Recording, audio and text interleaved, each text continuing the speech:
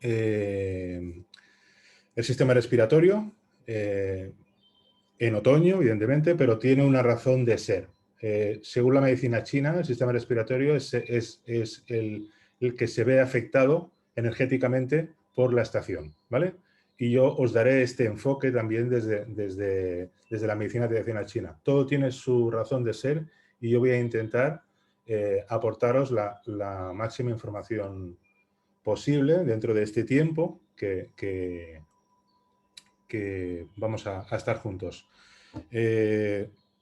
Me presento, aunque ya lo ha hecho Susana, soy Francisco Viñas, Francesc Viñas, soy terapeuta holístico integrativo, es decir, yo contemplo al ser humano como a un todo. Para mí está lo más importante la parte emocional, física, patológica y constitucional. Es decir, yo cuando intento abordar cualquier alteración del tipo que sea, hago esa sinergia entre todos los sistemas para poder comprender de qué estamos hablando, ¿vale?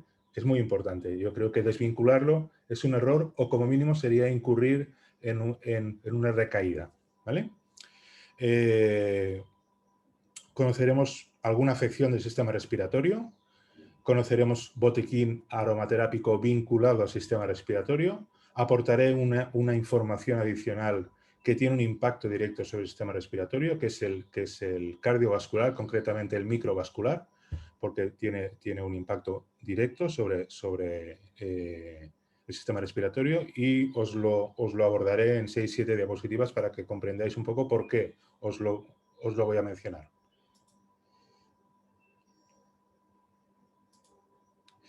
Los objetivos de esta conferencia serán pues, identificar lo que nos une, lo tenemos muy claro, qué es lo que nos une, que es nuestra visión de la salud.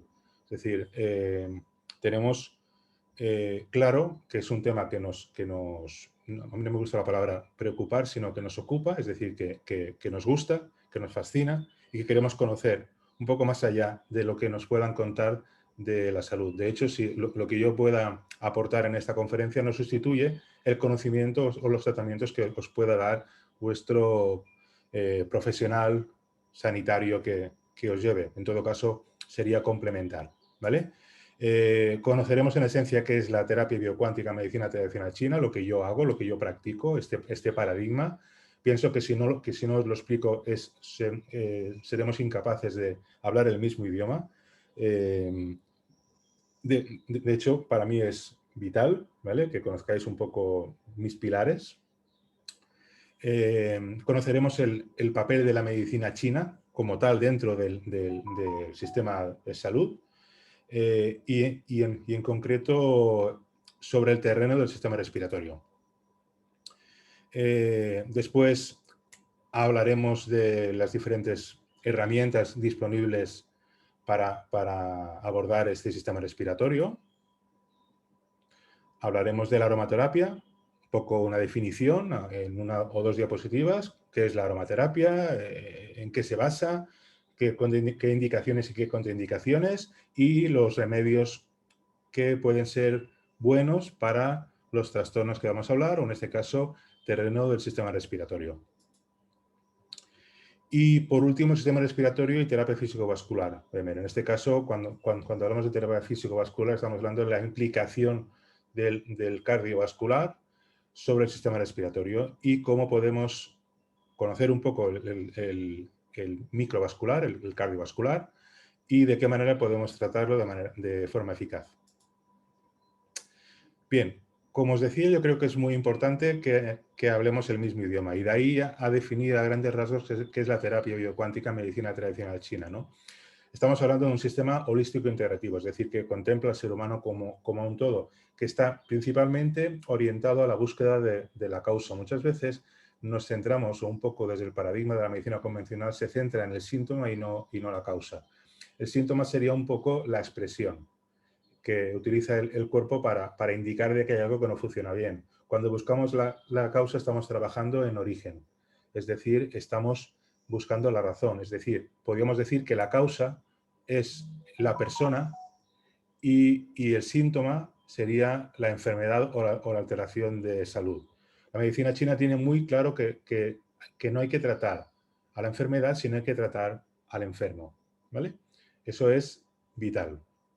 La mecánica pluralista le permite su aplicación en todos los campos de la salud. De hecho, algunas veces me preguntan, ¿en qué estás especializado? Me es más fácil decir en qué no estoy especializado que no en qué sí lo estoy, ¿no? Cuando yo hago mis estudios de salud, se puede decir que yo hago desde el plano agudo hasta el plano ya degenerativo, ¿no? Es decir, yo hago estudios de salud, incluso de perfiles de células atípicas o de terrenos oncológicos, ¿no? Por otro lado, también tener en cuenta que el carácter no tóxico y sin contraindicaciones la hace que sea útil este tipo de terapia tanto en niños, adultos, ancianos e incluso en esas personas que están como un poco abandonadas cuando incurren en un problema de salud que son las embarazadas, ¿no? Añadir también que también trabajo veterinaria, ¿sí? O sea, es decir, yo visito igualmente a gatos, perros, o sea, realmente caballos, para mí el ser vivo se tiene que medir más o menos por un mismo padrón, ¿vale? Esta primera foto que os he enseñado es el RAC, ¿vale? O reflejo auriculocardíaco. Es una de las herramientas que yo utilizo para hacer estudios de salud. Podríamos decir que el RAC o reflejo auriculocardíaco es la variación de la onda estacionaria a nivel arterial, es captar el campo energético a través del pulso. Sería afín al sistema, a la kinesiología, podemos decir, pero en este caso es mucho más sutil. Estaríamos, por decirlo de alguna forma, captando el campo áurico a través del pulso. Bien. En este caso, otra de las herramientas combinadas con el RAC sería la geometría sagrada. Podéis ver lo que se conoce como un arquetipo o una forma energética geométrica de alteraciones que se producen en el cuerpo, ¿vale? Este arquetipo, que tiene 6 posiciones, sería como un cultivo biológico. Indicaría que, pues, la presencia de bacterias, de levaduras, de hongos, de virus, de parásitos, de microbios, en función a la disposición respecto a los pies. Es decir, la combinación de la geometría sagrada o del arquetipo junto con el RAC es una herramienta que me permite hacer ese mapa a medida de la salud. Para mí está lo más importante lo que utiliza la medicina china, que es el estudio visual, el comportamental. O sea, es decir, para mí es muy importante cuando entra una persona en mi consulta o cuando está hablando conmigo, cuando hago las visitas online, por ejemplo, la forma de hablar. Si tiene una voz fuerte, una voz floja, si tiene una forma comportamental de sentarse. ¿Por qué? Porque eso también me determina, me hace poder valorar desde diferentes puntos de vista el trastorno que pueda tener esa persona, ¿no? Hace un momento visitaba a una paciente que tenía unas sombras aquí en los ojos. Eso puede indicar una hipoxia, es decir, una ausencia de oxígeno, un problema de oxigenación, pero también me puede indicar, porque tiene también una correlación con la oxigenación, un trastorno por vacío de sangre, ¿no? Lo que se conoce como una anemia. Por lo tanto, es importante también conocer diferentes puntos de vista para poder abordar. Por otro lado, hablábamos desde un principio de la homeopatía, ¿no? Homeopatía, por ejemplo, Colisión como referente nacional y defensor internacional de la homeopatía. Yo soy homeópata pluralista y de alguna forma para mí es una manera holístico integrativa también de tratar a las personas y de forma no invasiva. Decíamos hace un momento que las embarazadas eran las grandes olvidadas, ¿no? Cuando entraban en ese precioso espacio que es la gestación, ¿no? La homeopatía carece de contraindicaciones para poder tratar a las mujeres en esa situación. La aromaterapia, que la trataremos hoy, ¿vale? Y por otro lado, fitoterapia, ayurveda, ¿vale? Fitoterapia amazónica, fitoterapia europea, son herramientas que yo utilizo constantemente. Hablaremos también de la terapia físico-vascular Bemer como terreno que actúa de manera muy eficaz sobre trastornos del sistema respiratorio. De hecho, es un equipo médico de clase 2A que lo que hace es estimular los mecanismos de homeostasis o autorregulación. Bien. ¿Cómo trabaja la terapia biocuántica, ¿no? Así un poco a grandes rasgos, ¿no? De entrada, cuando yo hago el estudio de salud, lo que valoro es a través de la geometría sagrada, y vais viendo unos arquetipos que yo utilizo en consulta, por ejemplo, que servirían para saber alteraciones que se puedan producir en diferentes sistemas del organismo. Vais viendo pues que cada uno de ellos pues es el sistema orgánico, sanguíneo, hormonal, linfático, emocional, osteomuscular, energético y desarmónico. El último que he puesto, que ha salido, es el desarmónico. Es el más curioso de todos, porque cuando este falla indicaría que la persona cree que tiene mala suerte, ¿no? Entonces eso es un terreno que puede ser constituyente de problemas de salud, severos además, ¿vale? Porque lo que tú proyectas o lo que tú crees puede afectarte de manera potente a la salud. Una vez ya tengo este estudio con muchos más arquetipos que estos, pero esto sería un poco conocer las diferentes alteraciones en los diferentes sistemas y poder orientar, pues ya encontraríamos esa causa y desarrollaría un tratamiento basado en las diferentes alteraciones de salud que pueda haber. Aquí veis un ejemplo de una hoja de recomendaciones que yo utilizo en consulta, ¿no? y que yo le doy a mis pacientes o le envío a mis pacientes por correo electrónico, WhatsApp o lo que fuere. Ahora entraríamos un poco en conceptos generales. Para poder hablar y conocer un poco sobre salud hay una serie de conceptos básicos que vale la pena tener en cuenta. El concepto sinergia es muy importante y sobre todo cuando hablemos de aromaterapia, sinergia es vital. Porque a partir de esta definición entenderéis por qué la aromaterapia es eficaz por sí sola, pero si le ponemos compañeros, ¿vale?, de vibración similar, no igual, esa sinergia, esa fórmula es mucho más potente y lo entenderéis por la definición. Sinergia es el incremento de la acción de diversas sustancias que por separado tienen una actividad, pero que en conjunto se potencian individual y globalmente, actuando así de manera más eficaz y directa. Os he dicho de otra forma esta definición hace un momentito, es decir, los complejos de diferentes elementos, pero que son afines entre sí, pueden hacer que en un terreno de la salud se llegue mucho antes al objetivo, más que si damos un único remedio, ¿vale? Sería un poco esta valoración del estado de salud como diferentes pilares, diferentes flecos en desarmonía, ¿vale? De hecho, cuando estamos hablando de sinergia, estaríamos diciendo que sería principio de vida, es decir, vivimos por sinergia de diferentes sistemas, enfermamos por sinergia y tratamos con sinergia, ¿vale? Esto es muy importante y los que asisten y me conocen en diferentes conferencias, veréis que yo lo repito constantemente porque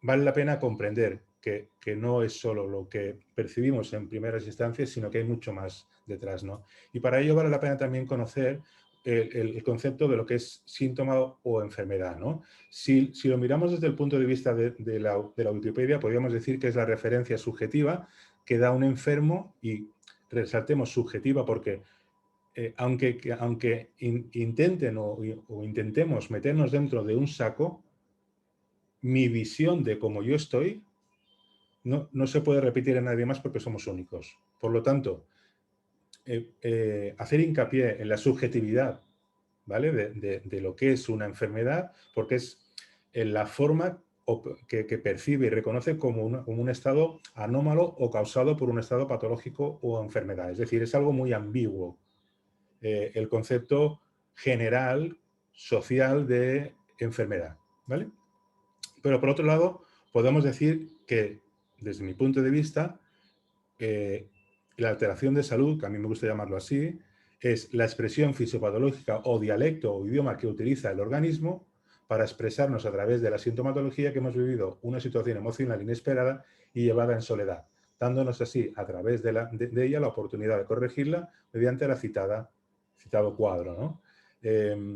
Es decir,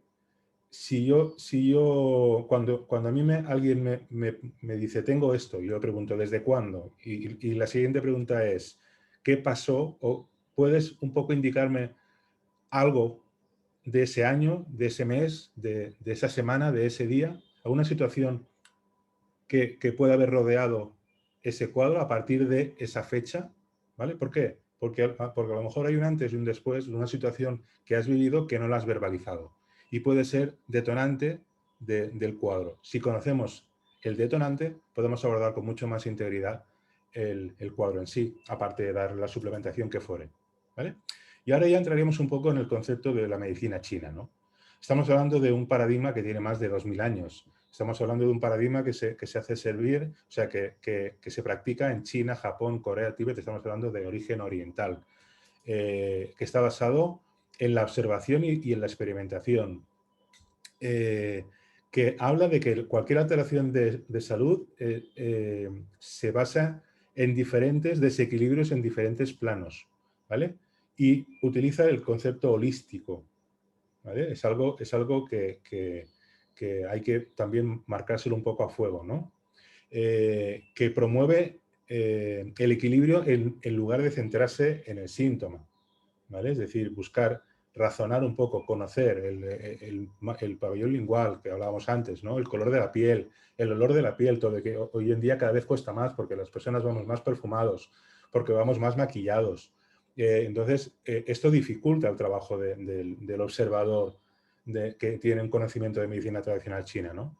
Y sobre todo, la medicina china también hace hincapié en llevar una vida sana, ¿no? Un control de la alimentación, hacer ejercicio, respirar correctamente. De hecho, muchas veces cuando hay un bloqueo enzimático de hígado, yo lo que hago es decirle a las personas, antes incluso de darle un tratamiento, es que darles unos ejercicios de respiración para desbloquear el diafragma, que es responsable de ordeñar el hígado para que haga sus 518 funciones fisiológicas. ¿Vale? Sabemos que la medicina tradicional china se basa en diferentes pilares. Conocemos el yin y el yang, ¿no? Todos lo conocemos, ¿no? Ni que sea el símbolo, ¿no? Que estos dos elementos que tienen que estar en equilibrio, aunque estén opuestos, ¿no? Y que están presentes en todos los elementos de la Tierra. Los 5 elementos, hablamos de fuego, tierra, metal, agua y madera, ¿no? Que interactúan entre ellos y que también están en todos los elementos de la Tierra, ¿no? Y después hablamos de ese chi, ¿no? Esa energía, ¿no? Esa energía que recorre nuestro organismo, esa energía que recorre esos meridianos que no se pueden ver físicamente si hacemos una autopsia, pero que los chinos, sin haber hecho la autopsia, conocían de esos canales energéticos por donde se recorre esa energía, y está demostrado que tratando esos canales energéticos, por ejemplo, hablamos de uno de los pilares de la medicina china, que es la acupuntura, desbloqueando esos canales energéticos, la salud mejora de manera sustancial, ¿vale?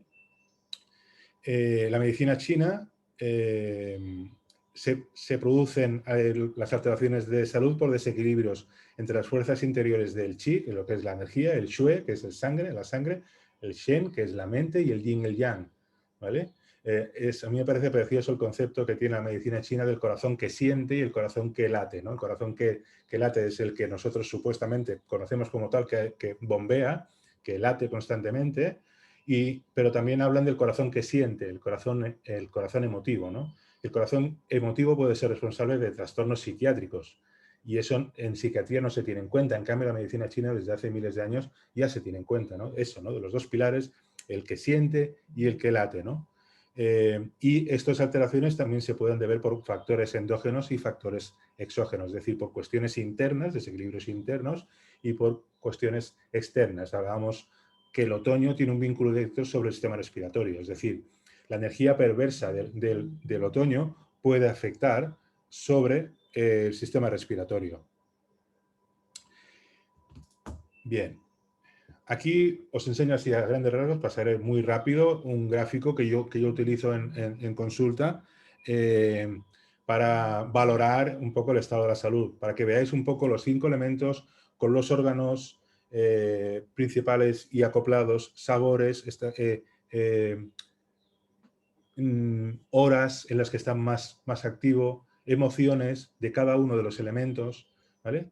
Es fascinante, no lo puedo negar. Poder valorar el estado de salud a partir de este esquema es increíble. Y la medicina china lo usa constantemente para comprender la salud sin tanta prueba, sin tanta estudio invasivo, porque muchas veces las pruebas, las terapias o los estudios que nos pueden hacer no los hacen completamente transparentes, que ayudan, como todo, pero a veces poder entender a partir de un paradigma con tanta visión y con tanta trayectoria médico-terapéutica, pues es un valor muy añadido para poder ayudar a las personas.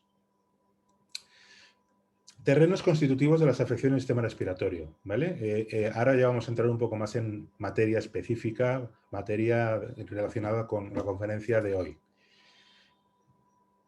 Entonces, uno de los principales afecciones, de hecho, podríamos decir que una gripe común, la de cada año, mata más de 60.000 personas anualmente, ¿vale? Estamos hablando a nivel español, a nivel de España, ¿vale? Entonces, creo que vale la pena conocer un poco cuál es el terreno emocional que puede desencadenar trastornos a nivel sistema respiratorio y concretamente pues, en gripe, resfriado o catarro, ¿no? Estamos hablando de un síndrome de supervivencia real o simbólico. Estamos hablando de una situación que nos está enojando, una rabia en curso. Me lo voy a inventar. Perdón, más que inventar, os voy a dar un ejemplo. Disculpad. Es muy habitual que después de Navidad se den muchas gripes y muchos resfriados. Y os voy a decir por qué. Si lo extrapolamos un poco al terreno emocional. En Navidad se viven situaciones emocionales no deseadas. Es decir, nos vamos a reunir por cuestiones de obligación familiar a reunirnos con gente que no nos apetece, ¿vale? O vamos a vivir situaciones que nos va a llevar a enervarnos más de la cuenta, ¿no? Entonces, es muy típico que después de Navidad y diremos, es que es invierno. Pues no tiene por qué ser así, ¿vale? Tiene más vínculo directo con la parte emocional y eso lo tengo constatado yo. Y desde la medicina germánica lo contemplan bastante claro esto, ¿no? Se puede desarrollar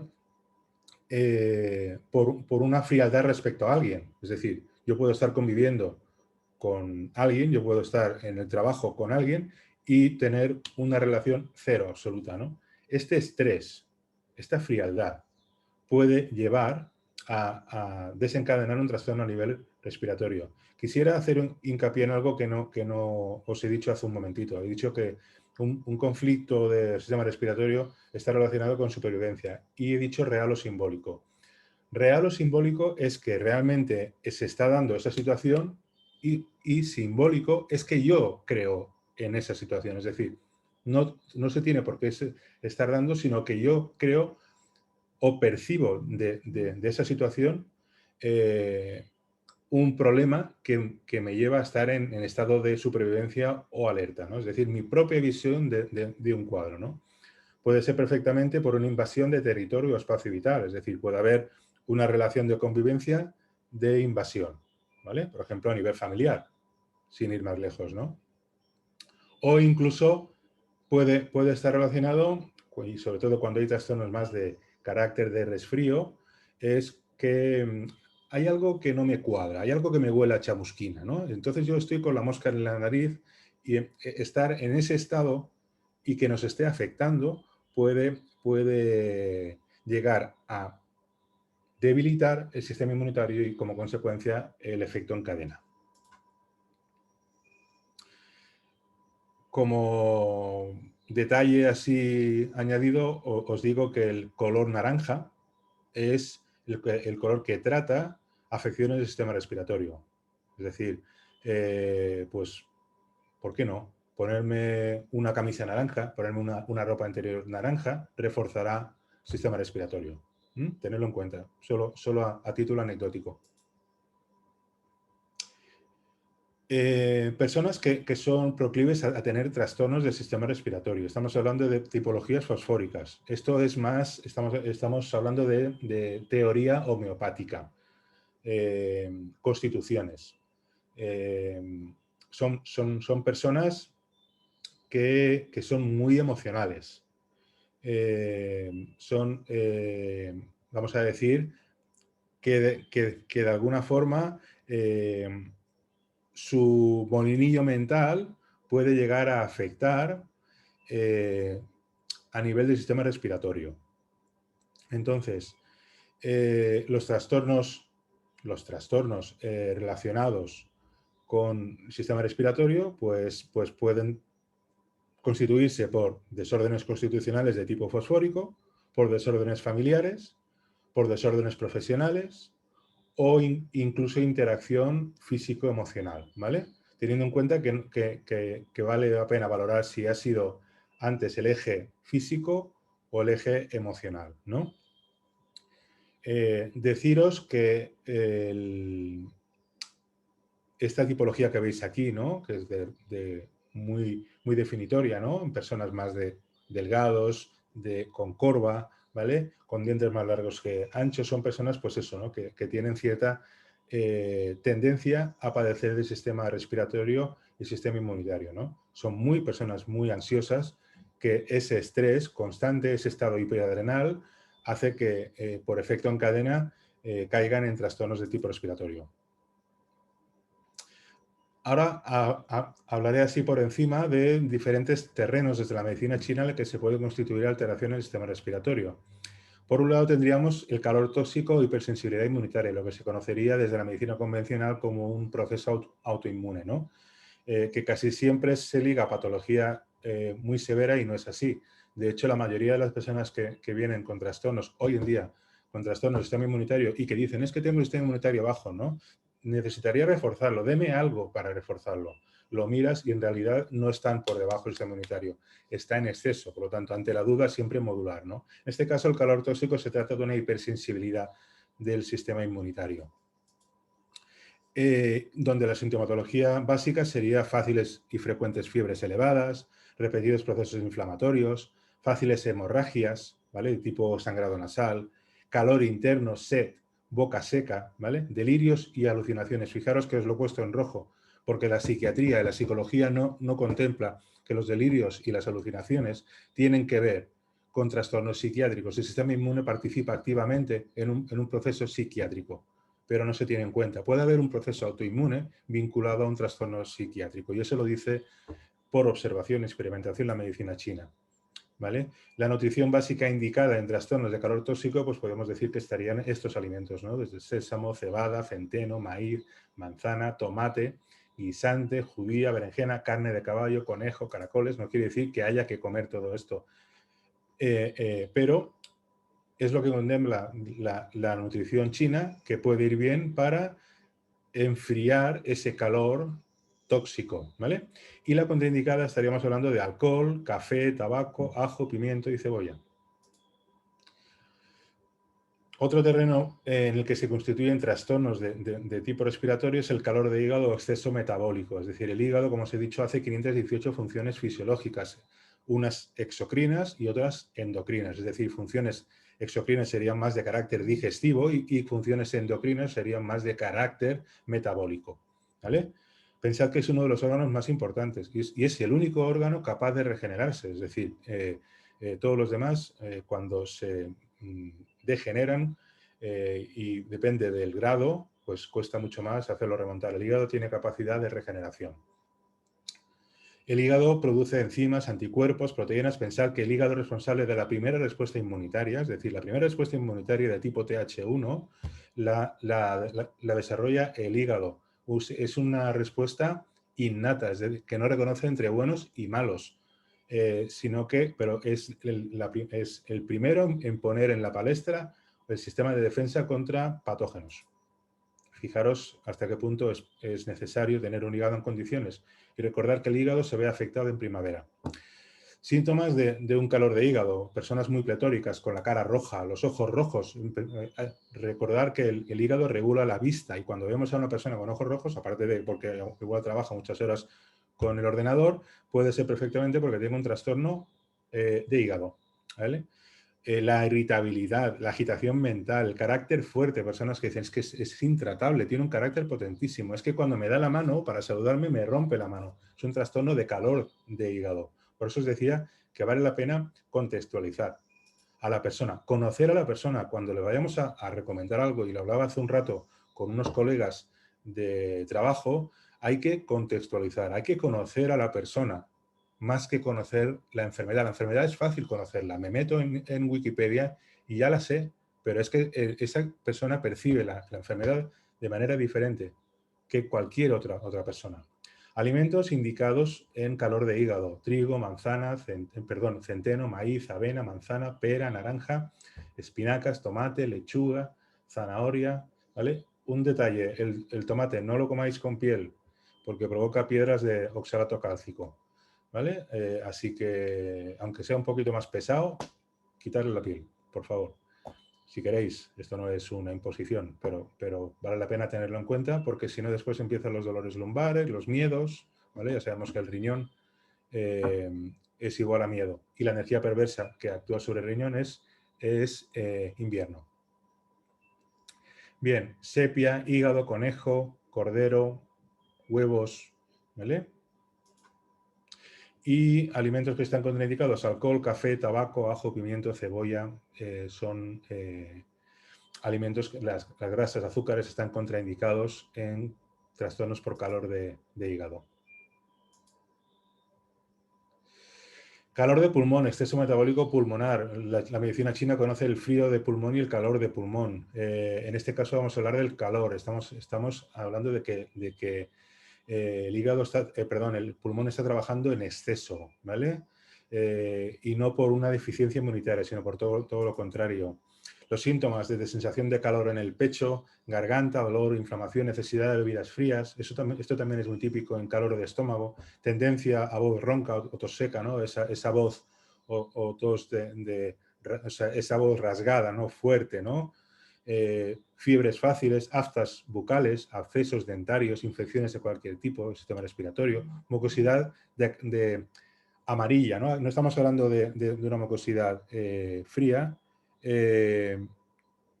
sino que hablamos de una mucosidad espesa, ¿vale? Alimentos que están indicados: higos, pera, fresa, caqui, espárragos, col, berros, huevo de pata. Esto ya es un poco rizar el rizo encontrar este tipo de alimento. Regaliz, brotes de bambú, olivas, queso de soja, ¿vale? Y un alimento bastante contraindicado sería el ajo, ¿vale? Este terreno no lo conoce la medicina convencional, ¿vale? No lo contempla, ¿vale? Siempre contempla un poco lo contrario, ¿no? El vacío de pulmón, que es el que vamos a hablar ahora, ¿no? O deficiencia inmunitaria. Estamos hablando de una hipersensibilidad al frío, de una inmunidad decaída o insuficiente, ¿vale? Estamos hablando de un vacío, es decir, incluso de esas personas que tienen una voz débil, baja, una fácil pérdida de fuerza o de tono, aquello que no se le escucha, es que no le sale la voz. Son muy sensibles al frío, ¿no? Son de fáciles infecciones de vías respiratorias altas. Muy típico en ellos es la bronquitis, la tos, la tuberculosis. Y podemos decir que alimentos indicados: todo esto, ¿vale? Maíz, mijo, arroz, alfalfa, uvas. Bueno, realmente son alimentos que lo que hacen es elevar el yang de pulmón, ¿vale? Por otro lado, está contraindicado alimentos muy picantes y amargos: especias, trigos y derivados, mandarina, pera, manzana, plátano, frutas en general y legumbres. De hecho, la fruta de por sí es yin, ¿no? Por lo tanto, si hay un vacío de yang de pulmón, es decir, un yin de pulmón, todo lo que sea frío está contraindicado, ¿vale? Y el lácteo y derivado, a pesar de que yo lo desaconsejo en casi todo, en este caso es porque el lácteo induce a la flema, es decir, humecta. Si hubiera una tos seca, sí que diría tomar lácteo, porque lo que hace es mitigar la tos mediante humectación. ¿Qué haremos entonces? Pues en la fase de preparación lo que haremos será contextualizar el proceso, es decir, saber qué le está pasando a esa persona. Por un lado, buscaremos ese perfil emocional, conocer a esa persona a nivel emocional, ya sea por el alma, que es algo que miro habitualmente, o intento conocer por tipología cómo es. Es decir, estamos hablando de qué puede ser el terreno constituyente del cuadro. Tiene que haber una sinergia entre terapeuta y paciente. Es muy importante valorar esa mudra emocional, saber exactamente si hay un desorden emocional, que sea cuadro detonante de la afección del sistema respiratorio. Por lo que es muy importante quererse y está prohibido no quererse, ¿vale? Es decir, la autoestima es habitualmente una razón por la cual se constituyen problemas de salud. Una vez tenemos este terreno emocional conocido, ya pormenorizado con el paciente, entraríamos en la parte más física, ¿vale? E incluso hablaríamos de una posibilidad de emuntorios, de preparar el organismo a una vía de detoxificación, de eliminación de toxinas, fruto incluso de ese estrés, porque es una de las razones por la cual se intoxica el organismo es por estrés, ¿vale? Del estado del organismo y del estado emocional dependerá el éxito de la terapia, ¿no? Aquí os enseño otros tipos de arquetipos que yo utilizo, que pueden ser, por ejemplo, transaminasas, para valorar transaminasas, colesterol, triglicéridos, HDL bajo, sería el colesterol bueno, azúcar, o incluso los de abajo, porque yo también hago perfiles profesionales, es decir, ayudo a las personas a saber cuáles son las profesiones para las cuales han nacido, porque la profesión, no nos engañemos, también es fruto de frustración y de trastornos de salud potentes. Yo, por mi suerte, estoy desarrollando las 3 profesiones para las cuales nací, y eso hace, como me dicen muchas veces, cómo puedes aguantar tantas horas trabajando en lo mismo. Quizás porque me fascina lo que hago y los que me conocen lo sienten así, ¿vale? Que yo actúo de esa manera. Aromaterapia, ¿vale? Ya entramos en herramientas para poder abordar afecciones de tipo respiratorio. Vamos a hablar un poco de qué es la aromaterapia, ¿no? Podemos decir que la esencia es el conjunto de sustancias aromáticas que produce una planta para adaptarse al medio, ¿vale? Contiene una gran cantidad de moléculas con diversas propiedades, pero sobre todo son más de carácter aromatizadoras. Y después está el aceite esencial, ¿vale? Que podríamos decir que es que se conoce con las siglas AE, que lo veis en todos los sitios como hay, a veces pensamos, ¿qué es AE? ¿No? Pues el aceite esencial. Extracto líquido concentrado, muy complejo, de una planta aromática y que se extrae por un procedimiento de destilación, por arrastre de vapor o de prensado, ¿vale? Esto es más de carácter terapéutico y no nos olvidemos que no se puede hacer un uso sin conocimiento de la aromaterapia, ¿vale? De hecho, podemos decir que la aromaterapia en países, por ejemplo, como Austria, Suiza, se considera una medicina, ¿vale? Y de hecho se utiliza en hospitales, se utiliza en entidades sanitarias, en emplazamientos sanitarios pues de carácter convencional, ¿vale? Porque tiene un poder terapéutico potente.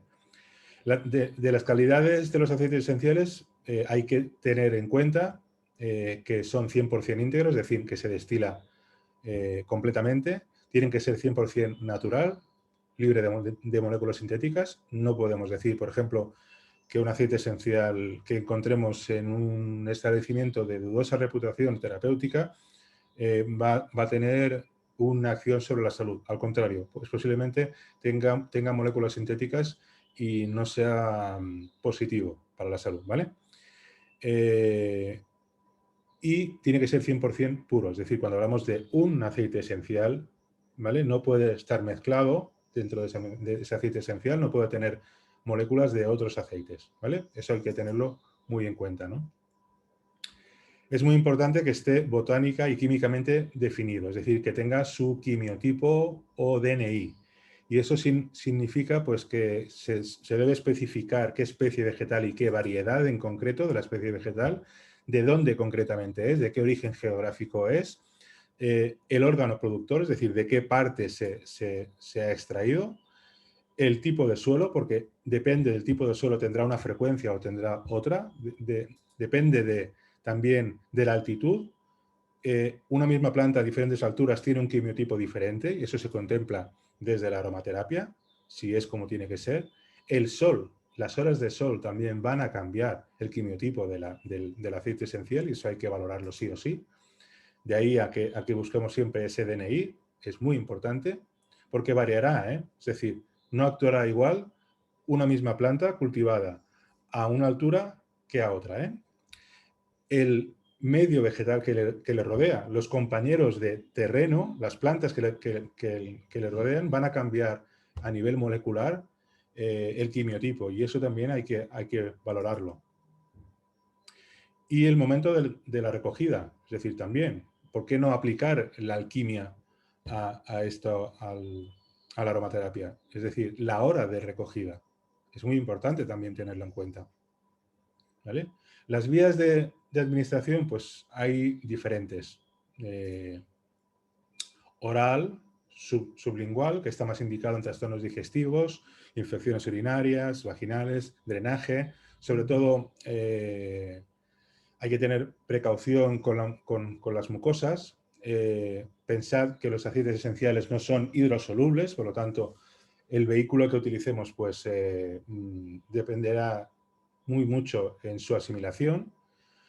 Sobre todo la vía oral y en concreto a nivel sublingual actuará de una forma más rápida porque entra directamente más al torrente sanguíneo, como pasa perfectamente con la homeopatía, y se puede utilizar vehículos como el azúcar, la miel, el aceite vegetal o una miga de pan. Hay vehículos que ni con esas, por ejemplo, el aceite esencial de orégano, ni que utilices ningún vehículo, no vas a poder aguantarlo a nivel sublingual. Así que no se os ocurra según qué tipo de aceite esencial, porque, por ejemplo, el aceite esencial de orégano os va a escaldar completamente la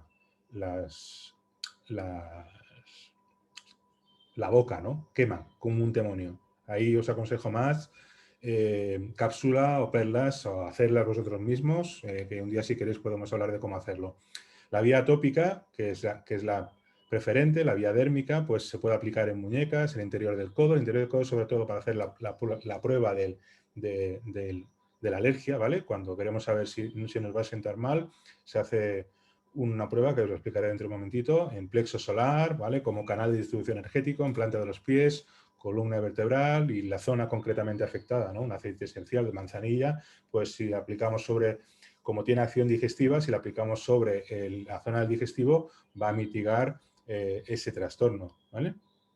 Y la vía inhalatoria que sería por difusión, ¿vale? En este caso estimularía el sistema límbico que produce neurotransmisores o neurohormonas, endorfinas, acción antiséptica, por ejemplo, cuando queremos esterilizar un ambiente. Yo cuando vienen mis pacientes a mi consulta, yo tengo aceites esenciales puestos para tener el medio ambiente esterilizado, ¿no? También ayuda a la relajación, a la concentración, por ejemplo, el aceite esencial de orégano ayuda a concentrarse, va muy bien para los estudiantes. Alivia la tensión, despeja la mente, ¿vale? Realmente la vía inhalatoria también es un recurso muy, muy bueno.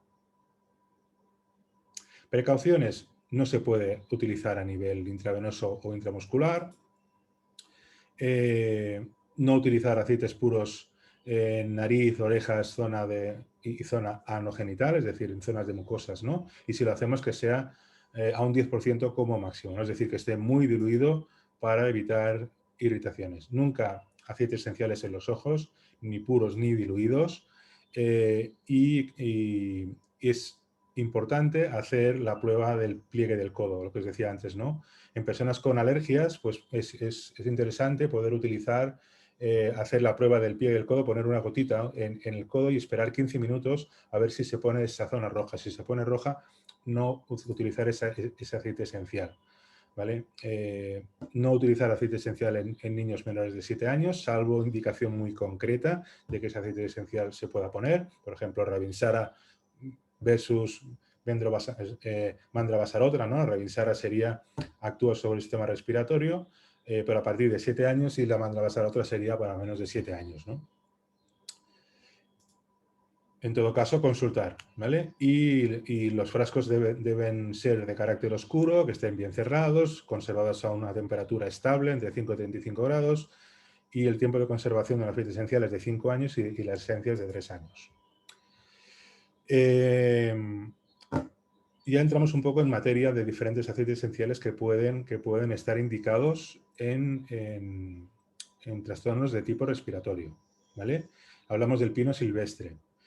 Cuando veis algún detalle más en rojo es porque vale la pena tenerlo en cuenta. Pensemos que el pino silvestre es un antiinflamatorio, ya sabemos que casi todas las enfermedades se constituyen en un terreno inflamatorio.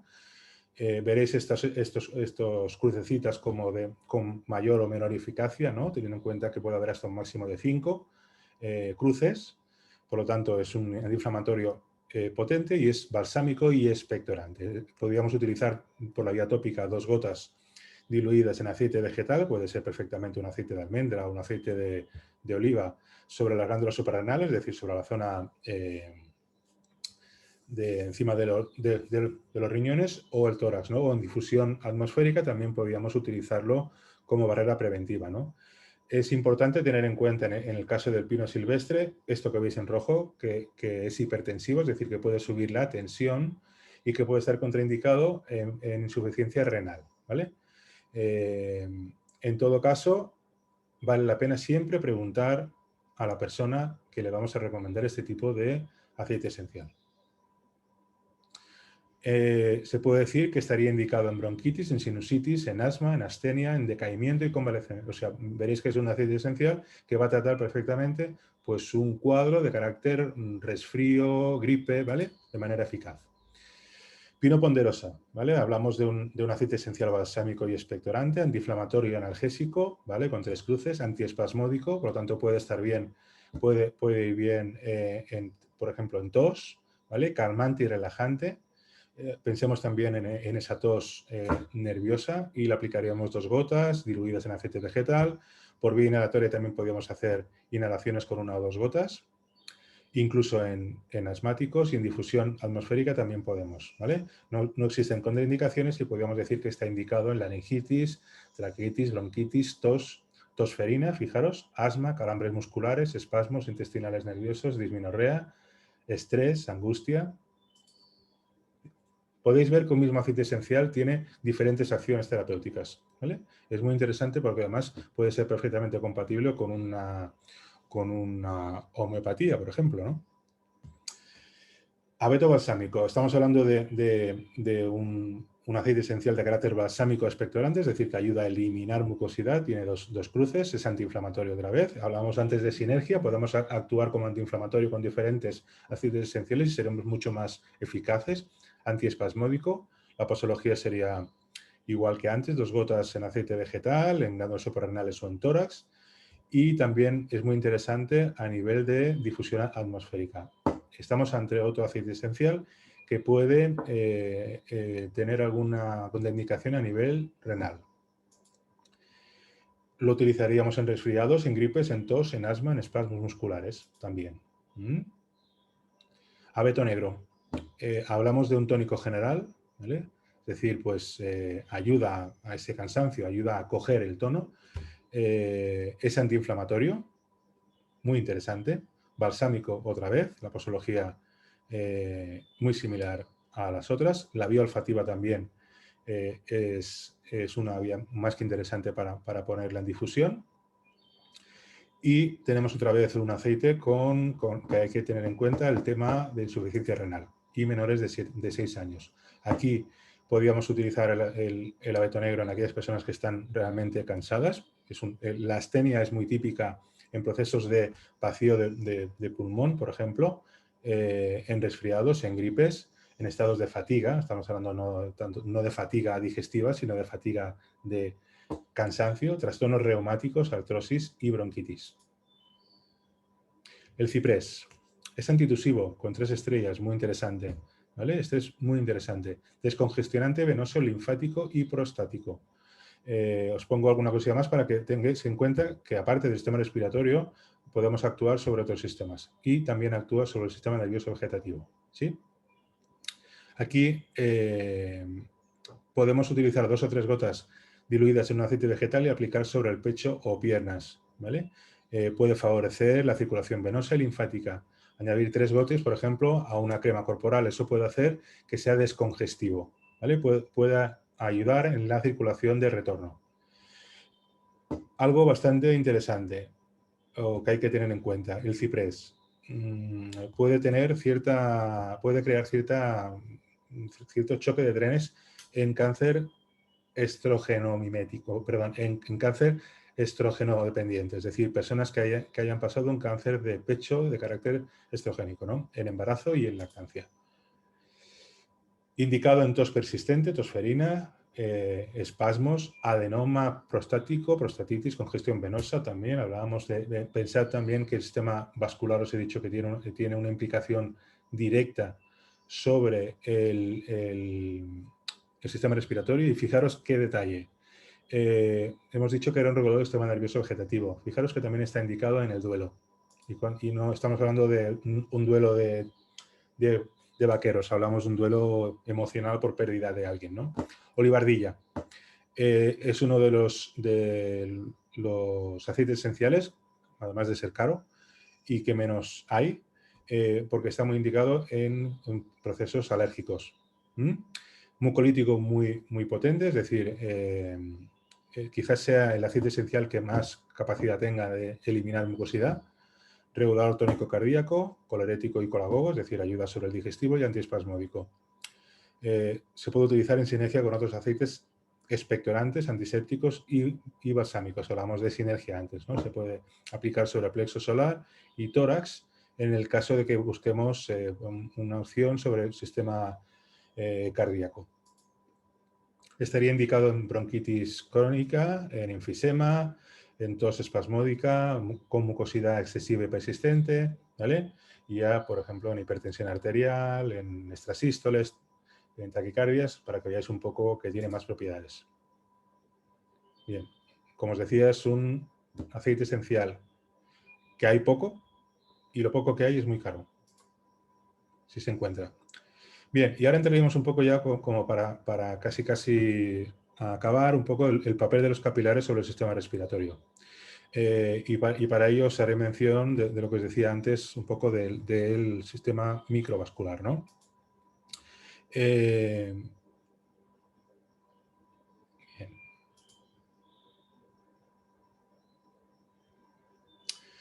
Nuestro organismo, cuando decíamos antes que un trastorno del sistema respiratorio puede tener un origen en un tema emocional,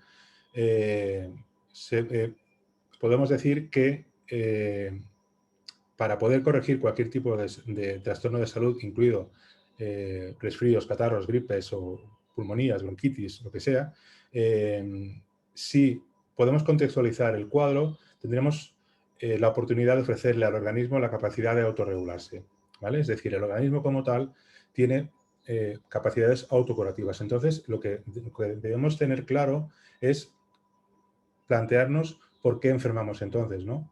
Una cuestión de mente, una cuestión de mala alimentación, una cuestión de estrés, una cuestión de sedentarismo. Pensemos que puede ser la comunión de diferentes afecciones. De entrada podríamos decir que quien no conoce cualquiera de estas fotos, ¿no?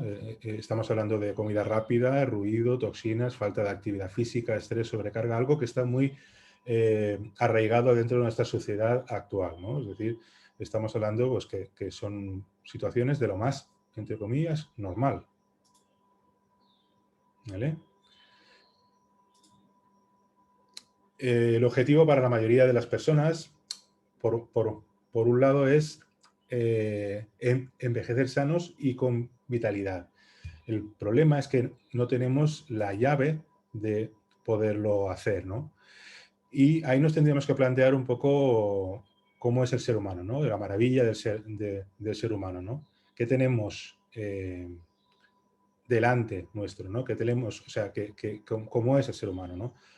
Hablamos de un organismo. A ver un momento, porque no está pasando. Un segundito. Aquí, ahora entra la transición. Un organismo que tiene del orden de 80 a 100 Perdonad porque ha pasado la diapositiva y no tenía que haberlo hecho.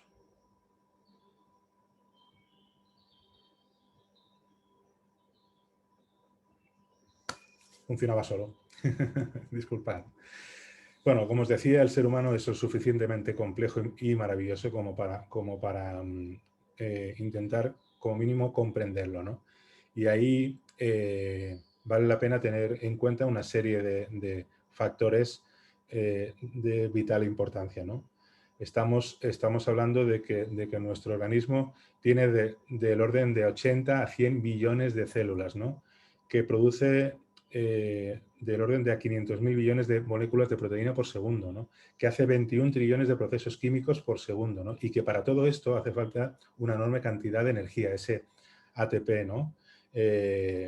Al día, ¿no? Esta moneda energética que utiliza el organismo para sobrevivir, ¿no? Sin este ATP es imposible, ¿no?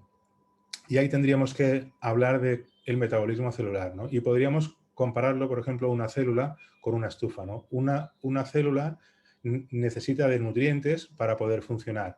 Una estufa necesita de leña para que produzca esa energía, ese calor. Por otro lado, para que se produzca esa combustión, necesita oxígeno, ¿vale? Tanto a nivel celular como a nivel de la estufa. Y a partir de este proceso se genera una energía. Por un lado diríamos que la célula sería este ATP, esta moneda energética, y por el lado de la estufa sería el calor. Pero fruto de esta combustión, tanto celular como a nivel de estufa, se producen una serie de residuos, ¿vale? Este sería un poco el mecanismo de una célula, ¿vale? En el caso de la célula, los residuos serían lactatos, que serían pues, lo que se produce, por ejemplo, cuando hacemos deporte o cuando hay un estrés oxidativo, y en la estufa serían cenizas.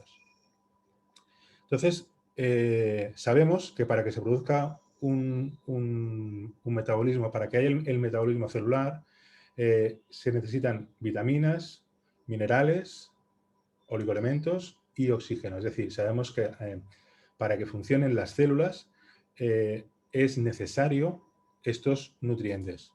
También sabemos que a través de las células se metaboliza la medicación, tanto las pastillas, el suero, las inyecciones, es decir, si no llegan estos nutrientes a las células, el organismo no va a funcionar correctamente. Entonces, desde la medicina convencional ya se sabe que la enfermedad, que dentro de las 45.000 enfermedades que están catalogadas en el mundo, ellos reconocen que la mayoría están asociadas a un problema de microcirculación, ¿vale? Es decir, es la primera vez que se introduzco el concepto microcirculación, ¿no? Casi todo el mundo piensa que la circulación es lo que se ve, ¿no? Estas venas de color azul y ya está, ¿no? Ahora entenderéis un poco más todo. Y para ello debo aclararos el sistema vascular, ¿de qué se compone? Por un lado tenemos las arterias y las venas, que es esto que os decía, la parte más visual, ¿vale? Pero en realidad estamos hablando solo del 26% del sistema circulatorio, ¿vale? Lo que pensamos que es el sistema circulatorio solo es el 26%. Y lo que no nos pensamos, que es la microcirculación, es el 74%. Es decir, que la microcirculación tiene un papel vital dentro de la salud y dentro de lo que comprenderéis dentro de un momentito, el metabolismo de los nutrientes. Pensad que la microcirculación en un organismo equivale más o menos a 7.000 metros cuadrados, ¿no? El equivalente a estirar todo el sistema microcirculatorio de capilares sobre un campo de fútbol, ¿no? Y que daría alrededor de 2 vueltas y media a la Tierra si pusiéramos todos los capilares en línea. A través de múltiples ramificaciones de los vasos que se estrechan cada vez más, la sangre llega a todos los órganos, donde los vasos sanguíneos se ramifican en abundantes redes de capilares sanguíneos que finalmente vuelven a desembocar juntos y se juntan en el flujo de retorno. ¿Se ha escuchado el audio? Sí, sí se escucha. Vale, gracias. Perfecto. Bien, para que veáis un poco lo que es la microcirculación, para que entendáis un poco lo que es la microcirculación, aquí podéis ver un corazón, ¿vale? Esto es, se puede visualizar mediante una prueba de lo más común, lo que nos hace un cardiólogo cuando vamos allí y le decimos que tenemos un dolor en el pecho. Es una prueba que se llama angiografía y en el que ellos, aquí podéis ver lo que ellos pueden ver. En realidad están viendo la circulación mayor, es decir, ese 26%. Un corazón para ellos es esto, ¿vale? Pero la realidad del corazón es esta.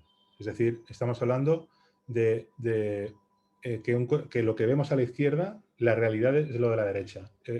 Se consigue esta foto de la derecha a través de un corazón de una persona muerta mediante un sistema de plastinado. Aquí podéis ver la realidad vascular del corazón, ¿vale?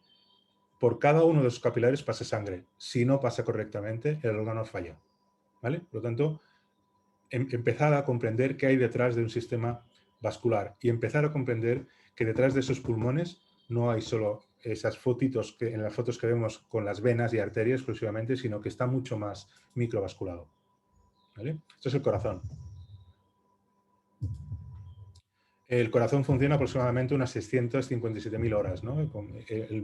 Para que os hagáis la idea, un motor de un coche dura solo 5.000 horas. Así que imaginaros qué pedazo de motor tenemos dentro, ¿no? Hace circular aproximadamente 8.000 litros de sangre al día, ¿no? Llegando a los 12.000 litros, ¿vale? Pero es un músculo pequeño y en realidad la pregunta que os hago es si creéis que realmente, una vez habéis visto lo que es la microcirculación, si creéis que el corazón es capaz de hacer llegar la sangre a las células mediante esa cantidad de ramificaciones que hay, ¿vale? La respuesta es que no. El corazón no puede hacer eso, es imposible, ¿no? Y para ello vamos a empezar a introducir un concepto que se llama vasomoción, es decir, un concepto que posiblemente no conozcáis, que está relacionado con unas bombas auxiliares que ayudan al corazón a hacer llegar la sangre hasta las células. Imaginémonos la sangre en los conductos más pequeños. Es lo que llamamos los capilares. Los glóbulos son asistentes importantes de los tejidos y de los órganos. Suministran nutrientes y oxígeno y al mismo tiempo permiten evacuar las materias nocivas.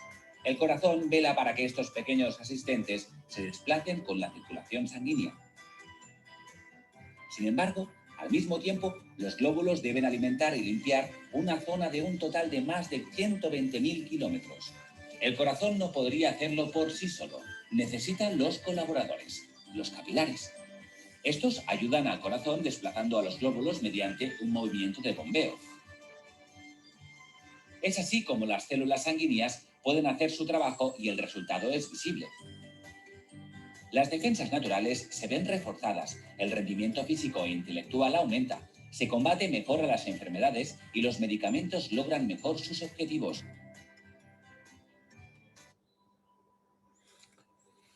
Ya habéis visto lo importante que es el sistema vascular, ¿eh?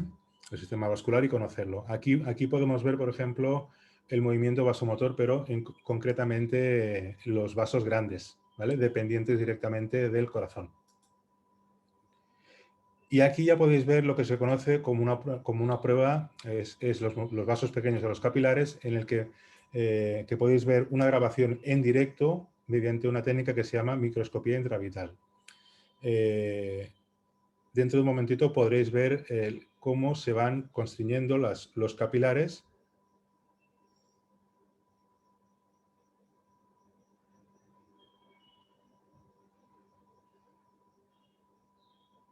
¿Vale? En lo que se conoce como vasomoción.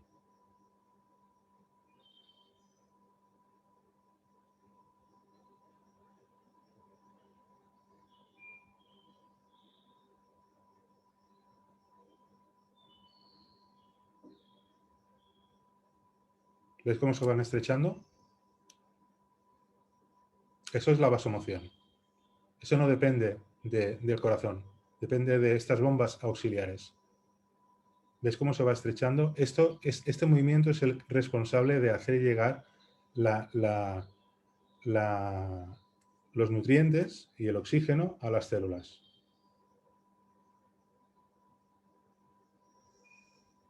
Fascinante. ¿Veis? Es fascinante. Bien. ¿Y qué pasa si hay Sin embargo, una a vasomoción causa del limitada? estrés que sabemos que Lucas padece, de la falta de sueño, del envejecimiento natural y de la enfermedad, el movimiento de bombeo se ralentiza, de modo que los pequeños asistentes recorren su camino más lentamente y no pueden realizar bien su tarea. Es precisamente por eso que a Lucas le cuesta concentrarse, que su rendimiento ha disminuido, que tiene dolor de espalda y que los antidolor no le surten efecto. Entendéis que esto como tal es una razón constituyente en la cual el sistema inmunitario se va a ver drásticamente perjudicado y como consecuencia pues la inmunidad se va a ver afectada. La organización más importante a nivel en cuanto a enfermedades vasculares, en 2016 redactó un artículo en el que decía que los pequeños vasos sanguíneos son los detonantes de grandes problemas de salud, y como por ejemplo hipertensión, diabetes, apoplejía, infartos de miocardio, demencia, otras enfermedades del cerebro también, etcétera, ¿vale? Es decir, pues que cada vez más hay mayor conciencia de la importancia de que el sistema vascular participa activamente, sobre todo el sistema microvascular, en los problemas de salud severa, ¿no? Aquí podéis ver un gráfico de lo que pasa cuando la vasomoción se ve limitada, ¿no? Estos puntos negros serían las toxinas que se van acumulando fruto de que la vasomoción se pierde, ¿no? Y como consecuencia, ya sabéis que si baja esta vasomoción no llega a los nutrientes, no llega al oxígeno, por lo tanto se van acumulando toxinas en la zona, porque esta vasomoción y los capilares también son responsables de la eliminación de tóxicos, ¿vale? Que hablábamos antes de las células y la estufa. ¿Y qué pasa? Pues que como consecuencia de esta acumulación se desarrollan procesos inflamatorios. Sabemos que la mayoría de las enfermedades en la actualidad, o casi todas, tienen un origen en un proceso, siempre hay un proceso inflamatorio constituido. Y esto puede llegar a desarrollar pues, desde enfermedades inflamatorias, infartos cardíacos,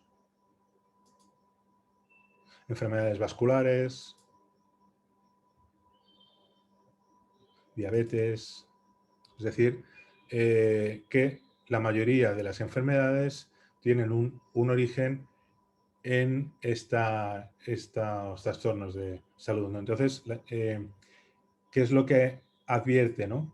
La American Heart Association, ¿no? Dice que problemas de microcirculación pues, pueden dar trastornos de tipo de cicatrización crónicas, enfermedades crónico-degenerativas del aparato musculoesquelético, neuropatías generadas por diabetes o cáncer, enfermedades oclusivas arteriales, fatiga crónica, dolores agudos y crónicos, problemas metabólicos crónicos, insuficiencia orgánica, hepática y múltiple. ¿Vale? Por lo tanto, pensad, esto no os lo voy a poner, si queréis el vídeo ya os lo enviaré porque son 3 minutitos y no quiero alargarme mucho más. Pues una conferencia bastante potente. Y entonces, en este caso, ¿qué es lo que vamos a tener en cuenta, ¿no?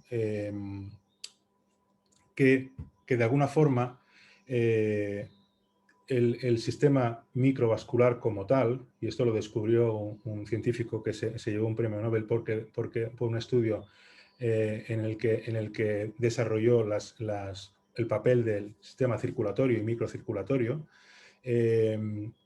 Este científico descubrió que no hay forma a través de medicamentos de estimular esta microcirculación.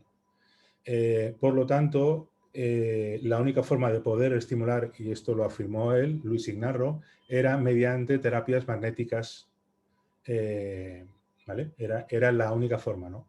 Pero a partir de ahí, un científico alemán, que es lo que sale en el vídeo, Rainer Klopp, desarrolló un equipo médico de clase 2 que era capaz de estimular la vasomoción. Es decir, desarrolló un equipo que específicamente era capaz de trabajar la musculatura que recubre el endotelio capilar y que es responsable de esta vasomoción, de este movimiento pulsante que acompaña la sangre hasta las células, ¿vale?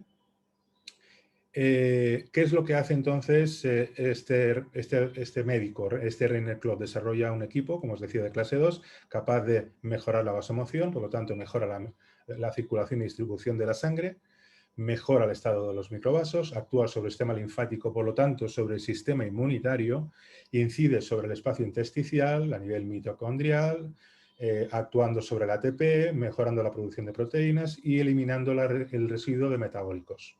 Muy importante, tanto en salud preventiva, paliativa y también, sobre todo, en temas de deporte.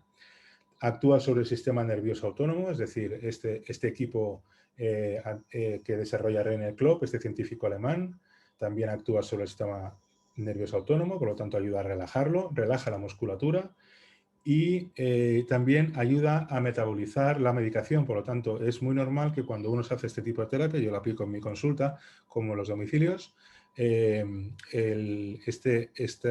hace que los tratamientos sean inferiores, ¿vale? Menos cantidad de medicación.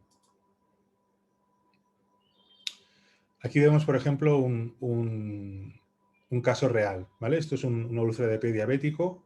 Antes de ser tratado, hablamos de que una úlcera de pie diabético es un trastorno vascular muy potente y sobre todo un trastorno microvascular. Como podéis ver, es una foto lo suficientemente escabrosa, es una pierna en estado de preamputación, pero después de 4 semanas de tratamiento con la terapia físico-vascular Bemer, ya veis que la cosa cambia sensiblemente, muy sensiblemente diría yo, ¿vale? Pero al cabo de 2 meses, fijaros en el cambio. De una pierna de estar a punto de ser amputada a, fijaros, la diferencia, ¿vale? Solo aplicando terapia físico-vascular, estimulando esta microcirculación, esta vasomoción responsable de la microcirculación, ¿vale?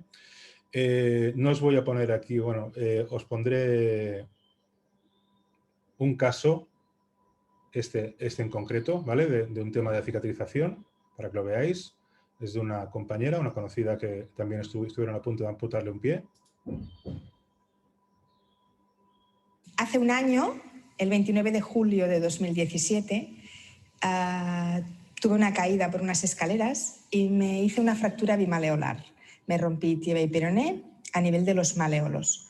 Y me hicieron una intervención en un hospital clínico de aquí, Barcelona, donde la operación fue perfecta, todo fue bien, pero al momento que fuimos a quitar los puntos, encontraron que la cicatriz del peroné estaba necrosada. En un principio no le dieron más importancia, pero al cabo de 2 semanas, al ver que no había evolución, me hicieron un tratamiento y debido a este tratamiento, o porque ya tenía que ser, no lo sé, se infectó la herida.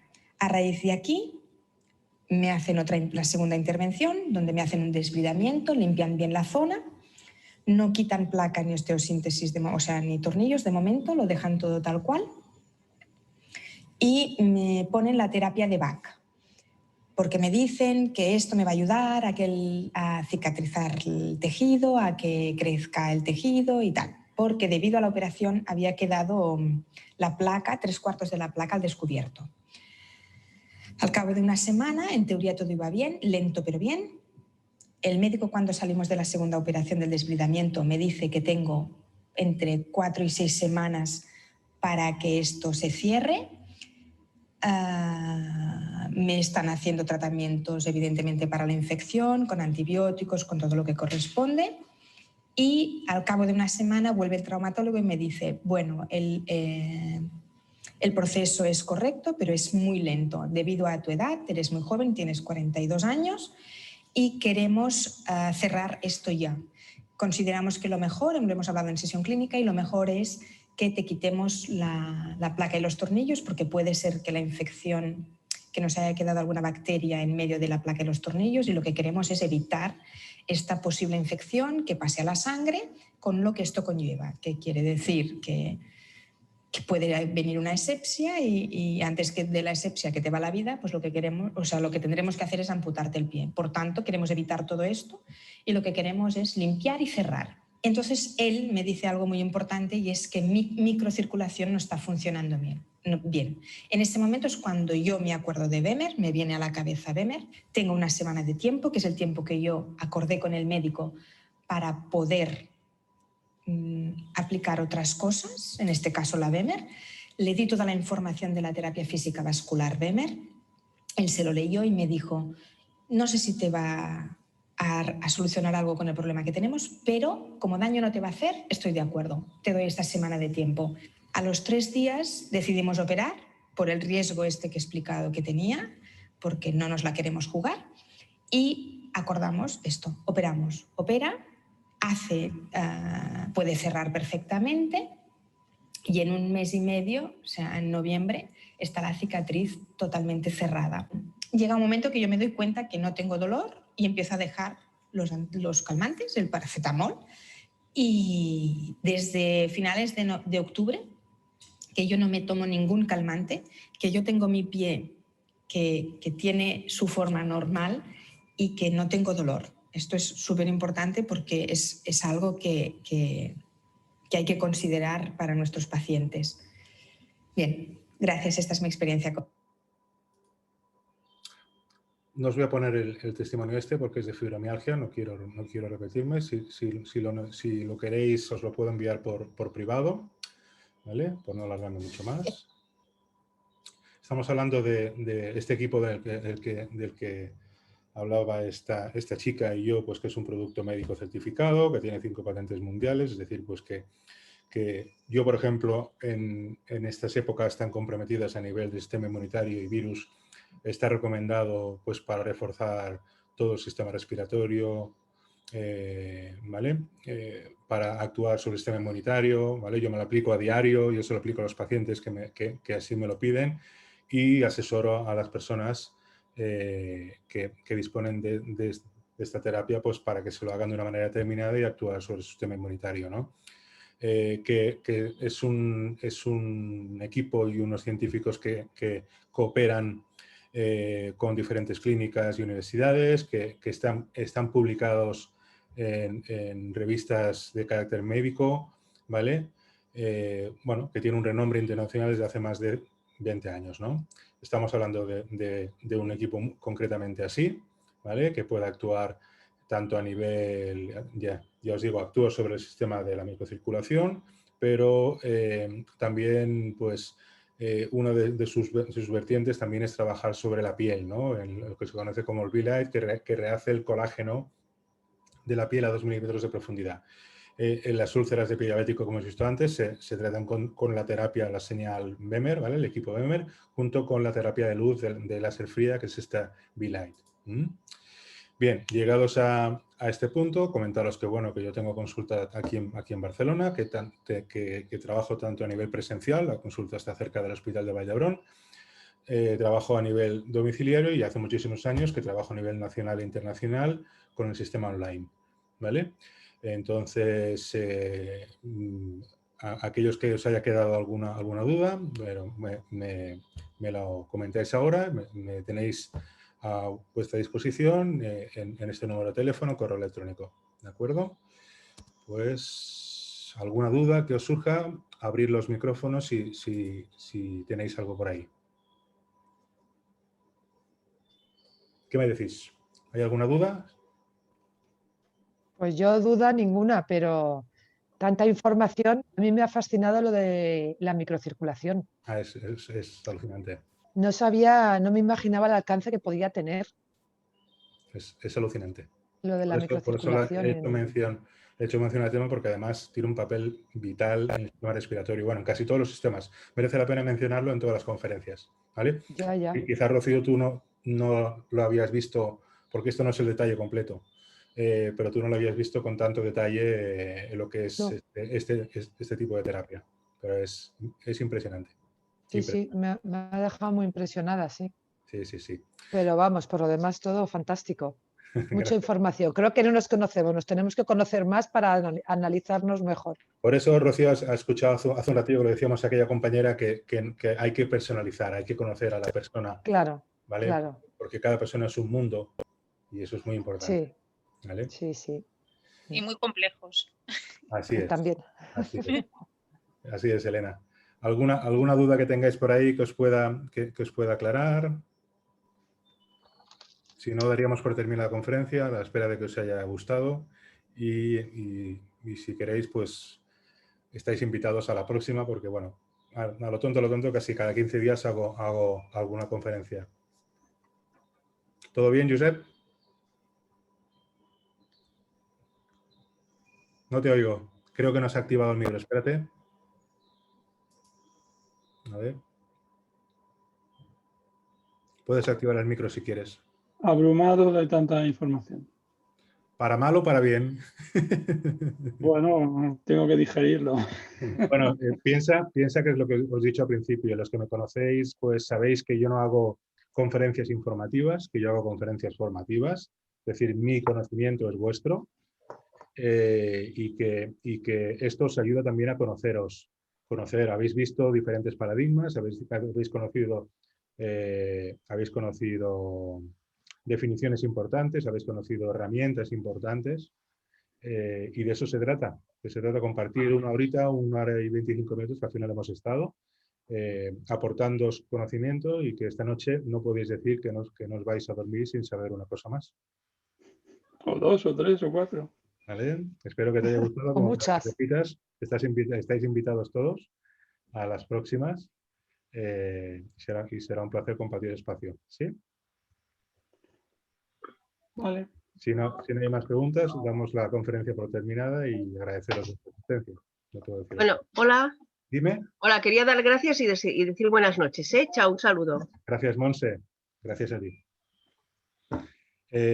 Pues eso. Llegados a este punto, pues damos por terminada la conferencia y hasta la próxima, ¿sí? Besos. Muy bien. Pues fantástico, Frances. Muchas gracias. Muchas gracias. Gracias, Francisco. Venga, hasta luego. Gracias. Buenas noches.